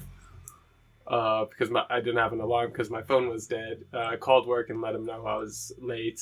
Then took the bike all the way to work and worked, and then afterwards felt really, really guilty about the whole situation. Brought the bike back to the station, locked it back up, and hopefully you can use your laptop as an alarm. I had happened like twice to me. Yeah. Have to do it. I think I was way too drunk to actually try to like. I was drunk till probably like I even showed up to work half drunk. And it was my first day at work too. It was very difficult to explain to them like why I was an hour late. Didn't want to tell them what actually happened. But yeah, mostly I only drink when I'm working. Yeah, that's a benefit. That's a benefit of working in the event industry. No, it's a joke. It's never. Never. Yeah. Of course not. Of course, you professionals. Yeah. Exactly. Yeah. To be honest, I don't know anybody. I haven't yet met anybody who is sober, or stay sober for the entire duration of an event. Oh yeah, I know some people. Really? Yeah. Okay. Because they don't drink. They just don't drink. Oh, then yeah, they're totally like completely sober people. Yeah. And kudos to them for. Oh yeah, drinking is bad. I mean, it's super cool. I wish I could be so healthy, but it's difficult to say no to a beer when it's like 3 a.m. and you've been at it for like... But it's easy to say no to crack at 3 a.m. Well, because you know the repercussions of crack. Yeah. Beer is like very, very that's okay. subtle Yeah. in comparison to crack. But with the shots, sometimes it gets like... I try to keep it with a beer, because then you meet some people that you didn't see for a long time or something, and a little pressure to have a shot, and then the next one. So not really into that. Try to keep it with the beers, and then it's okay. Well, I only do the shots if it's offered. Yeah, and if they offered you every 1 hour a shot, I haven't been in that circumstance where they offer me every hour. But it's very easy to get fucked up working. Yeah. An event. After working, yeah. Yeah, after working. I mean, not fucked up while working, but... Well, it depends, like, what's your definition of working? Usually, like, I see the most of the work is at the beginning. For me, it's beginning and the end, and even after the end to take down sometimes. But like when you're doing the live show, then it's like it's different for a DJ or a production that you have to check some stuff. But otherwise, when you're doing technique and performance, like you have to do mostly the whole night of from when it gets dark to gets light in the morning. So take care of the whole thing, and then you maybe install in the beginning. So then we start to party at 6-7 in the morning. Oh, dude, I'm already ready for bed. Yeah. Now, normally in some festivals, I like to do that. Finish the gig, and I'm telling you, I'm not drinking or anything. Yeah. Because I am, but then after that, it's more fun. Yeah. True. I do recall though at Metropoling that when somebody played Sean Paul at like 8 in the morning, or 9 in the morning, where I was just like, who's playing Sean Paul on like the main stage? That was not me. No, that wasn't you. And then, like, it turned out it was, like, one of the artists showed up. Yeah. First, because the battery of the bike went dead. Yeah. So then we were just hanging around there. Okay, yeah. You were part of it. No, of course not. I just give the bike. And then something happened, and then I think Hack came. Just wake up by coincidence, and then they wanted really to continue the breakfast, and then there was some music happening on the stage, but not so. Yeah. It was funny. No, that's not true. What? No. No, it was those are interesting experiences. But you've worked a few times at Fusion, right? Yeah. Yeah. What is it like for being an insider compared to an outsider? I love it. And the partying, because like the compound's like still open for like another week or a few days afterwards, right? Yeah, I think that's really great, because then you can have time to decompress. So you don't have to... I think this is very important, actually, in an event, that when you're killing the mood at the end, just very hard, you cut it, you break, you cut, you stop it. This is horrible. So this is really cool. Like you decompress, and on top you have the official, and then you have a couple more days to decompress, and they're not kicking you out, like hardly. So. Yeah. There's nothing sucks more at a festival when you're like totally obliterated and you got to start like putting your things together. Yeah, no, it's not fun. So I really appreciate it, actually. Yeah. And is there still shows that go on? Like not official shows, but unofficial shows that go on? Yeah. The following days? Yeah. Cool. Yeah. Cool. I wanna live. It's really interesting. I like it. It's a very cool experience. Yeah. Like, it's different. Like, yeah, it growed into a different stuff that it was in the beginning. People say, but for me, since 2013 or 14, I've been going there every year, and it's been really special, shaping how I think, shaping what I do, and inspiring a lot of stuff. Cool. Meeting new friends. How many stages are there? I think official 21, 22. Yeah. And you got your own stage? No, I don't. No. I just work with a crew that got their own stage. That in this stage that it's salon de baile. Yeah. Yeah, that's it. But not my stage at all. Like, no. Want to try to make your own stage? Would be fun. I would love to actually. Like, I think it's would be awesome. But I'm happy to work with this team actually. Yeah. Like, brings also it's Latin, a lot of Latin community. Yeah. So, what was it called? Salon de baile. Yeah, salon de baile. Like saloon, dance saloon. Ah, okay. Yeah. Very colorful, very colorful. So, a way to connect to the roots, I could say. I mean, I could say my roots are from Guatemala, not because my grandparents, but because I was born there and I was raised there. So, cool. So I could really go back to a lot of this mixed with now. So that's cool. That's cool. And are the other people on the team also from Guatemala, or no? All the world, all around the world. Like really interesting, like talented people, like crazy, like everywhere, like super creative people. Cool. And what type of music goes on? Where? At the stage. Latin fusion mostly, like tribal also. Cool. But Latin flavors. Cool. Sounds cool. Huh. Hopefully it happens this year. Oh, I hope so. Yeah. You also got the ticket? No. But Tamara did. Yeah, my girlfriend's got a ticket. And I'm gonna find my way into fusion.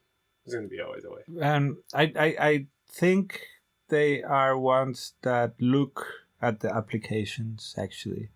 Yeah. If it's interesting, they are, of course. I think they're looking. Are they looking at people right now? No, I mean when there are online applications, and I think if someone will apply, and they will really look at it. Okay. If it's interesting for them, they will answer. Are they already booked up for this year though? With like plans and stages, or is it possible to still like slip in? I have no clue. I'm like really like no clue. It's for what I know. It's like on hold. Everyone because there it's sold already for 2 dates. Yeah, but it seems to be like do all this planning stuff, and then because of Corona, it doesn't happen. It's like so they have it on hold, like a army, like a soldier on hold. Yeah, just waiting in the field to get the call. Something like this. Yeah. No, I would ideally like to apply with them with this bus, and try to come sliding in. I also was thinking what I could do is figure out some way and just bring this bus onto the campgrounds and boom. That's to start. You don't need to figure nothing. You just need a ticket to do it. So I can probably find a ticket. Yeah, that will. Yeah. You can make that. And then pull up with the bus in the camping area. We put it on the backstage. Hey, do you need a little backstage, like a chilling system? Go for it, yeah. For La Favela. Hey, Fernando, in La Favela we do it, huh? Okay, go for it. Hit me up and I would gladly provide anything to get sort of like... No, but maybe like... maybe in a stage that fits the same mentality or something that needs some technique equipment. Yeah. There can easily fit. Okay. That's like backstage or? No. Just like stage. now any stage, big, small, whatever that needs the sound. Yeah. Then it's already a. And I'm here. I'm already got the whole sound system set up. So that's an extra, I think, easy way to. Yeah. No, we can talk about ways of getting to Fusion. But yeah, I think the best it's in the web. Mm-hmm. You can just apply, mm-hmm. and I think they will be interested. All right, you definitely shoot them a message. Otherwise, we can just ask the people through contacts. Yeah, I think that's also possible. Mm-hmm. Well, one thing I've been talking with a lot of festivals right now. A lot of them don't actually want to be planning. It feels like. Some have even said we're not really planning. Right Imagine planning everything, and I think it's just gonna be like in general the festivals, like seeing what's around in this time and see improvise a little bit. But it's gonna be very on the fly. But I think it's. But I think the spirits are gonna be good because everybody's just gonna be excited to be able to get out and dance. I hope so. What's your thoughts on these car DJ sets or these car performance, like where like people can bring their cars but only stay in their cars? I think it's symbolic. It's very symbolic. You don't see it happening too much often anymore. No. So you see it in the beginning because of restrictions, and people still wanted to go out. I went to one. And it was really funny.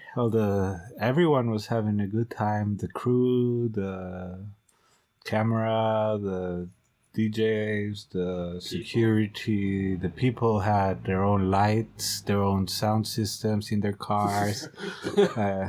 They were just enjoying it. Yeah, it was okay. Cool. Not different and weird, but.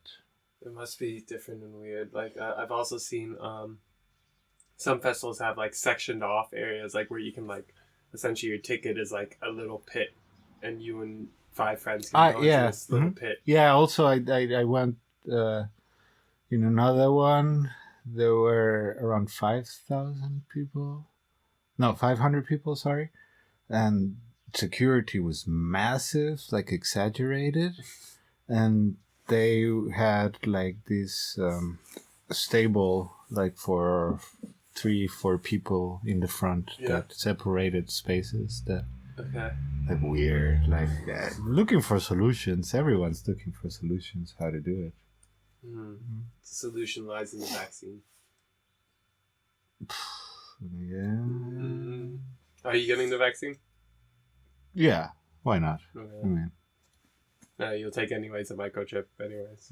No. No. Microdoses, microchips. Micro SD cards, whatever. Yeah. Micro machines. Oh man. That's speaking of micro machines, I think that's gonna be very interesting what's gonna happen with like microcomputers and mini computers and the abilities. Artificial intelligence is going crazy, I have to say. Do you follow up? Do you follow the news of sort of like what's going on in the artificial intelligence world? Not really, but I'm working with some stuff. I'm not developing anything, but the software or the hardware that I'm using relies on some specific tasks that use it for noise reduction, for example, or for simple algorithms that makes the rendering or visualizing process 10 times faster. Really? Something like this. It's ridiculous. And the hardware also, like software, hardware, and everything combined. So, and this has been there for a while. This is what Hollywood or Disney or all these people are using. It costs a lot of money, maybe for, I think, something similar in 3D. It's this for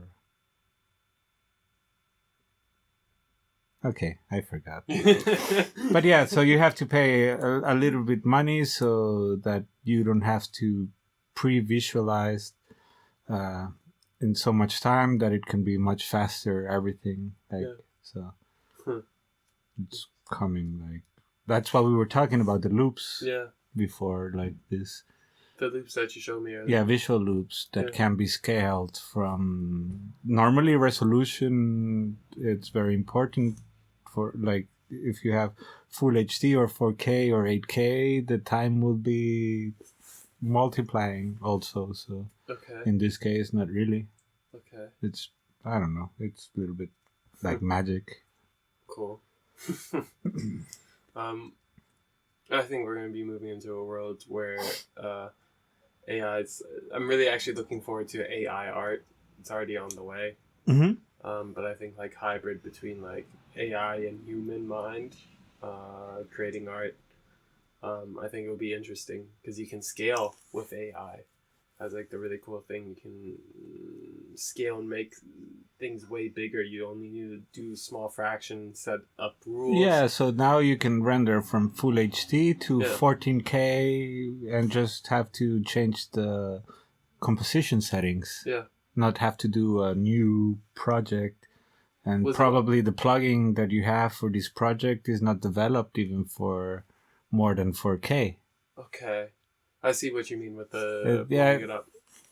It's complex one, and also the density and everything, or the size of the pixels. Nice.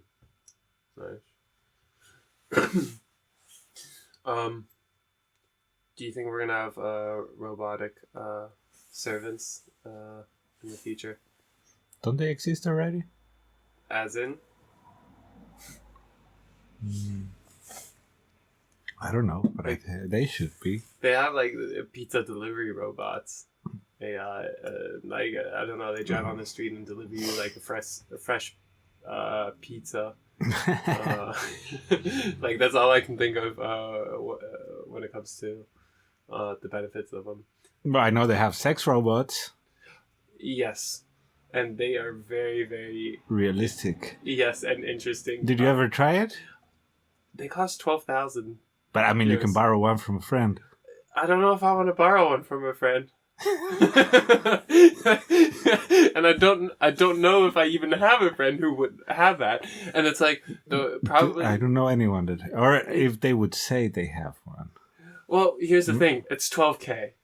Really, to be realistic, you and 23 friends need to get together and put 500 euros together and have a rotation of this doll. Do you have enough alcohol? It's okay to clean it. Just douse it in alcohol. I think if I was stupidly rich and lazy, I don't know. I don't see myself getting into a situation where I would definitely want to try it out of curiosity and technology. I would be more fascinated with how it reacts depending on your horniness. My horniness, no. More or less. Or to your submission, or like to to your wishes. Exactly. See, maybe you can program it. Yeah, that's probably what you would have to do. Like you have your little app, like. Yeah, sit there with my smartphone and program it quickly. The mood, you have a mood, like different program. Yeah. That's probably existing already. But I feel like, but I feel like if I'm paying 12K, it should know what mood I'm in. Yeah, you're right. Like 12K, like I'm not sitting here to try to program it. You're right. It should be ready to go. Anyways, I think that is a grim, possible real future that we're heading towards. First off, it will get cheaper. Those AI sex dolls will get cheaper. We'll see. What about a male and a female sex doll? I think then we're running into a niche market for the porn industry. But do you think they will interact in between each other? Doesn't Alexa and Siri interact with each other when you like say, "Hey Siri, hey Alexa"? Do they? Yeah, like I've seen videos where like people will set off a chain reaction with their like Alexas, where one Alexa starts talking to the next one and they start talking to each other. Oh, this Alexa thing, it's crazy, yeah. Oh, dude, imagine being named Alexa nowadays. Or Alexander. Yeah, Alexander is a little bit still goes. But Alexa, your name's Alexa. You are now in the same. Yeah. I've already seen. I mean, City would be worst. What? City would be worst. City. City. City. City. Why City? CD. City. Like CD drive. Is it not Siri from Apple? Alexa? Siri. Siri. Yeah. Oh, Siri. Yeah. Yeah. City. City. That was an accent. Siri. Arriba. I don't think anybody named their kid Siri though beforehand. Amazon really took like a very common name and fucked it up for a bunch of people for the next. Yeah, it's like the same with Corona. Yeah, well, and Corona beer. Corona beer. That here in Heidelberg, there's a Corona pizzeria. Oh yeah, you have to maybe declare that you don't have a real Corona after coughing 20 times. I have been coughing. Don't have Corona. I've taken the test. I mean, just that. Yeah. Save you some judging. It's like if people want to judge, it could also be a smoker's cough. I am a smoker, so maybe I have bronchitis or maybe I have some illness where... Maybe I have Corona and I'm not coughing. Yeah. Maybe, yeah, exactly. You have Corona, for all I know. I'm actually very safe with my Corona. Yeah, last test I did was in this theater play before we Schnell test. Yeah. Like 2 weeks ago or something. Yeah. And I have quite a few Schnell tests, so I have access to them, and just run them. All you really do is stick a Q-tip up your nose until you start crying, and then you pull it out. That's really it, and then you test it. Or you stick it in liquid, and then you put it on your little test kit and call it a day. 1 year later. Yeah. Yeah. Crazy. That we're still in Corona. No, that the tests are being normalized 1 year later. 1 year later. Yeah, well, we need to normalize it as long as this virus is here. Yeah, but 1 year later. Yeah, it took 1 year for it to be normalized. Yeah. I don't know why. But do you think development has to do, or I think this is done since maybe half a year already, not with 15 minutes, but with 1 hour or 45 minutes. They've been existing. Oh yeah, they've existed since the beginning because it's like, how did we know about Corona? Okay, so but then why? I mean, I'm not going. I don't want to be this YouTube graduate that knows everything. But, well, here's the thing: I watch all those YouTube videos, so I am the expert of these YouTube. Okay, so you have a pedigree. Yeah, Okay. honorable degree from the YouTube Academy. No. So you know what you're talking about then. Of course. I'm a trained expert. I spent my time on YouTube from 2 a.m. till 6 a.m. Watching only Corona videos. All right. So then I should listen to you. Of course. No, I really don't have much understanding, but at the beginning it was, they were testing them in the hospitals. Of course, the access to the tests were hard. And then you have, coming from which I do have a degree of, economics background, there's scales of economy. So when there's something that comes on the marketplace, with the resources, in the sense of these test kits, they first went to the hospitals, and now there's just test kits flying everywhere a year later. What is left? Yeah. It's like masks, for example. I remember at the beginning it was so difficult to get a hold of a mask, but now I go to Aldi and I can buy a box of 100 masks. I bought these FP2 masks from different time, like from the beginning till now, different ranges. And the first one I bought, without knowing, was €8 in a pharmacy. Yes. 8 fucking euros. Then it went to 4, 2.50, and now you start to see them at 80 cents or something like this. Yeah.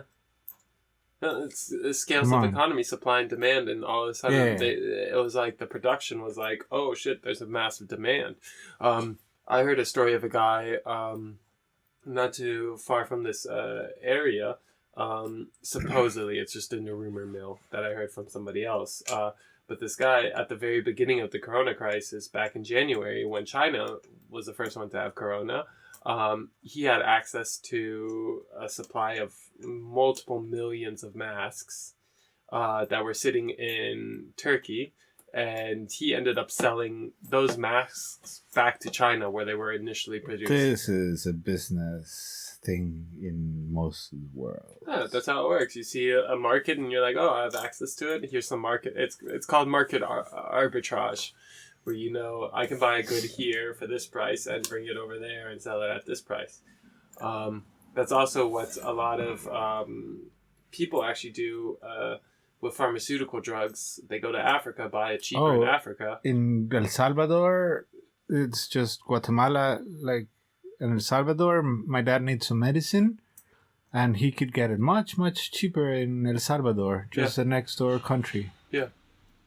Yeah, and it's very common actually in the pharmaceutical industry, where you have these market arbitrage because they understand that certain countries don't have the money for purchasing this drug at this rate. And then they get the shitty drugs on top. Which shitty drugs? Yeah, at least with the vaccines, this is their AstraZeneca one, the one delivered to the third world, you could say. Yeah. Like, it's not the one that gives you smallpox. Yeah. Reverses the function of smallpox. No, I didn't know that they were. There's another one. I just heard of the biotech one, and actually, I only heard of the biotech one, and I know there was another one. I think there's 2 or 3, but that's not my topic. I thought, but didn't you study that on YouTube? What? Facebook? No. I didn't get to the master class Facebook. Yeah, I didn't pay the pay barrier to get the story plus. Yeah. No. Premium story plus. I think somebody just called me out on my degree. No, it's with the what were we speaking about, the ones that the cheap ones going to the third world. Have you what have you heard about them? It's so this is total bullshit, maybe. So I'm not sure what I'm talking about, but it's 70% efficient. Okay. This one. Okay. Compared to, I just see one graphic somewhere, and also in Spain I see some media that some people got some that they die because of it, but doesn't mention how many. So this is very yellow, easy to manipulate, maybe because of 1 or 2. Yeah. So. Some people have died. You can always say that some people have died if even 2 people have died. Mm-hmm. Yeah. So that's like very mediatic. Like this is very common actually. Yeah. Like this is very common. Yeah. But yeah, I don't know. I don't really care. Like I trust at the end in somehow in some colleagues that I ask that are doctors. Yeah. And then to tell you. Maybe.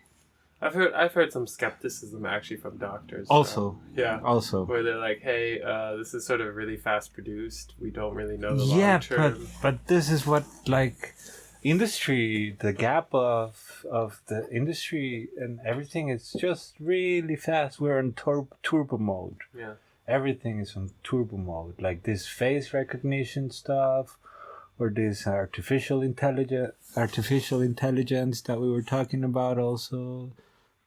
Stuff that you see in the movies before, somehow it's all happening.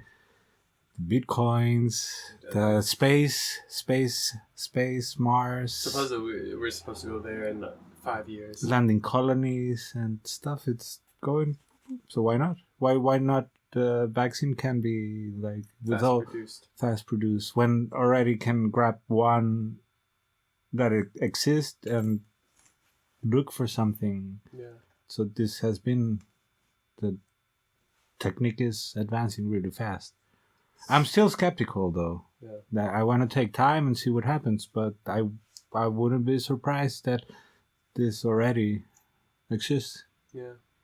That's actually a very good point with how rapid things develop. Wow, it's scary. Our world is moving faster and faster. Not only is like technology moving this faster, but also social dynamics are moving faster and faster. See how much progress we have made with sort of like the topics of like racism and gender in the last 3-4 years compared to the last 30-40 years. Oh yeah. I think socially we're also developing way faster. And what's scary about that is there's going to be a bunch of people who are going to be left behind. And then when they get left behind, they can't identify, they can't grasp anymore society, and they feel like outsiders. And we're going to produce a lot of outsiders. I think that always will happen. Yeah, until they like, well, in America's case, they then go shooting up movie theaters or... Why do you call America your country, dude? Propaganda. Yeah. I understand you're also American. Yeah, I'm American also, dude. I know you're American. Like... you know. Why does everybody who is outside of the United States but lives in the North or South America have a problem with Americans calling themselves Americans and the country America? Because America is a country. No, USA. United States of America. Like, I think you're just lazy. And okay, it's okay. No, look, very simple. I'm not going to bullshit you because it's an imperialistic term. And USA has bought, in a way, all the fucking system of Latin America. So that when you call it means that this is my fucking land. And this I'm serious. But I think you guys are just lazy and call it America because you don't want to say United States of. Oh, definitely. I think I will say half of it is very true that we are lazy fucks and too lazy to say. Come on, America's easier than even saying USA. Yeah. It just rolls out better. So I understand the lazy part, but also I think there is definitely a propaganda aspect to it too. Oh my god, this is the biggest propaganda, dude. This is like, we are America. This is our continent, you know, like. No, we're only referring to what's rightfully ours. It's it's your garden, sorry. it's like your backyard. Yeah. No. I mean, you're not like USA's like. The countries in Central and South America are very lucky. We wrote our manifestation destination documents, which is our God-given right as Americans to conquer from the east to the Pacific, from the Atlantic. Oh, really? Yeah, we have a document. Oh, okay. Yeah. Praise the Lord. Yeah. that essentially, it's called the Manifestation Proclamation, and it states it's our God-given right. Whoa. As a country to take from the Atlantic to the Pacific, and that was like our whole entire justification for slaughtering the Native Americans, or pushing out of the Native Americans, and relocating them. And I find Central America and South America had it very easy. That the document didn't say all the way down to the south and to the north, and then Canada would have also been brought in. Oh yeah. No, so we had that document, and okay, so that's okay. Yeah, that's legal then. Yeah, it's legal. It was, God told us so. No, I found it very interesting, sort of like the propaganda that America produces. Yeah, there's a lot of story through that stuff actually, but not the historian type of, but 80s and the CIA and land expropriations and military controls and money for presidents and a lot of cool documentaries about that, actually. A lot of cool stories. I don't associate with any of the crimes or behavior of my own country. I'm like, I could be less proud of being Guatemalan, actually. Just, that's cool. Like, I cannot be proud of someone like this. I think no one can be proud of a country, actually. Really? Why is that? Because then it's no perfect country or perfect condition to do it, to be proud of. You don't believe in sort of like you can be proud of a little part of, but as a country, no. A little part of something that represents it. Like, I'm proud of the nature. I'm proud of the culture. I'm proud of different stories, but not as a country. Okay, interesting. No, not especially not in my country. I'm not proud of being Guatemalan. Really? And what about like the World Cup when the World Cup comes on? I hate football. Okay, that goes out the window. Yeah, I hate flags. I hate football. I hate nations. If you want to put it this way. Okay, sounds fair. Yeah, I love a lot of stuff of Guatemala. Mm-hmm. For the most part, I'm not a big fan of those things that you just mentioned, but I also understand there are a lot of people who need substance to hold on to, an identity substance, because they themselves didn't really develop their own identity. I mean, you don't agree, or you agree with what you... I agree, like in the sense that it's all bullshit, and you don't really need to identify with your country, but at the same time, I have understanding for people who want to be proud of what they are, or where they come from, or their nation. Like, I understand. But it is not from the nation that you come from. But it's the people. You come from your family, you come from... your community. Yeah, and I think that's the thing that people don't really realize. They're not maybe proud of being American. They're more proud of what culture they come from, their community, the people around them. Yeah. And I think they confuse that with being proud of their country. Can be mixed. Yeah. Who knows?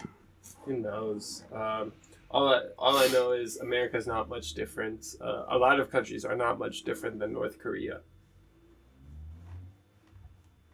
In the sense of ideology propaganda. Yeah. It's just, they are very different, the countries, but I really believe at the core, they're not much different in sort of the way they do it. The only difference is... North Korea may hold you with a gun to your head and tell you to pledge allegiance to the country, whereas in America they just do it at a very, very young age, where they make you play video games. Yeah, both, probably everyone now. Well, what they do is they give you this freedom of choice of, like, you can fall into this propaganda or you can fall into this propaganda, and within that it sort of gives this illusion of like freedom. And I think that's sort of the thing that the Western world has fallen to, is sort of like propaganda, this belief that it's our choice and autonomy. Yeah. It's a dangerous tool. Yeah. But at the same time, if a propaganda machine were to be like, hey, let us take over these abandoned warehouses and turn them into rave locations. Then it's okay. Yeah, then I would be down for it. And that's what they're doing in Guatemala with the church you were talking about. Okay, let's make a church. I think then we can even have less corona restrictions when we make our own church. Really? Yeah. Huh. Maybe we should just... I'm thinking like the underground should develop themselves into sort of like a business or a church, something where you can be less restricted. So let's make it a church, because that's always been the highest power. Church. And we'll get a little sign off from the Pope. From Guatemala. It's famous. It's like, give you some social media hits. Oh, dude, I need to pee again. Okay. This is horrible. All right.